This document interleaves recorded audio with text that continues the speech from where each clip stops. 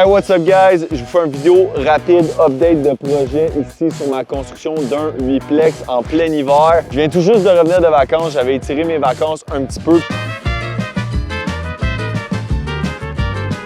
Puis honnêtement, je viens de revenir puis je suis un petit peu déçu. On n'est pas rendu, mais pas du tout. Où est-ce que je pensais qu'on allait être rendu à cette date-ci? J'en parle plus dans la vidéo, mais pour vous rafraîchir la mémoire, avant les vacances, on venait tout juste de finir l'excavation ici. Fait que ça a été une course avec la neige qu'on a eue à partir de mi-novembre. Ça a vraiment été pénible.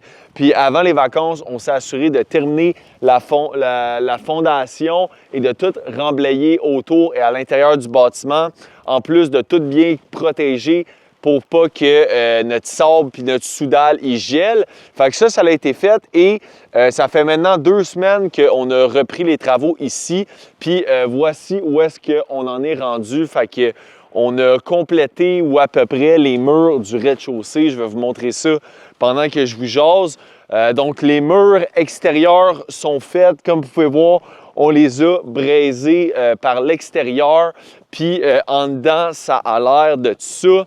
Fait que les murs mitoyens sont faits et les murs extérieurs. Maintenant, la prochaine étape, c'est de faire nos poteaux pour les escaliers. Puis ensuite de ça, installer nos poutrelles qui sont juste là, qui sont arrivées sur la job. Puis voilà, c'est la 3e fois que je fais exactement le même bâtiment, fait que le même 8 logements. Puis en été, moi, ça me prenait à peu près 4 semaines monter le rough de la bâtisse, fait que de dalles de béton à un toit par-dessus la bâtisse, c'était 4 semaines, même pas 3 à 4 semaines.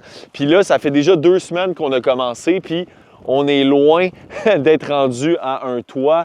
Il reste les poutrelles à faire, le plywood, les murs du 2e étage, les fermes de toit, le bardeau. Fait que j'ai vraiment hâte qu'on termine cette grosse étape-là pour qu'on puisse chauffer à l'intérieur puis qu'après ça, on soit à l'abri de la météo. Mais pour être honnête, c'est un hiver vraiment pas facile. Puis habituellement, je travaille avec les gars sur la job. Je prends des gars à l'heure puis j'embarque sa menuiserie. Mais cette fois-ci, pour cette construction-là, j'ai décidé de donner ça à contrat à un menuisier qui me fait un prix forfaitaire.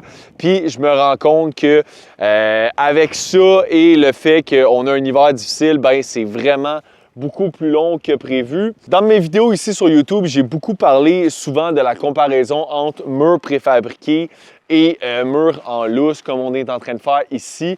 Puis je vous avoue que j'ai toujours pensé que c'était moins cher de faire des murs en lousse, mais là je suis en train de me rendre compte qu'avec les conditions hivernales, peut-être que j'aurais dû prendre des murs préfabriqués parce qu'on aurait sauvé énormément de temps. Et dans une construction comme ici, quand on emprunte, on fait des prêts privés, puis que, tu sais, le temps, c'est de l'argent. Fait que on l'aurait sauvé ici avec les conditions hivernales de faire des murs préfabriqués. Tu sais, je vous montre un petit peu les conditions dans lesquelles on doit travailler.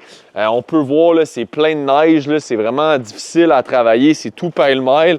On a des toiles à terre qui relèvent. Fait que c'est ça. J'en veux pas vraiment à mon menuisier.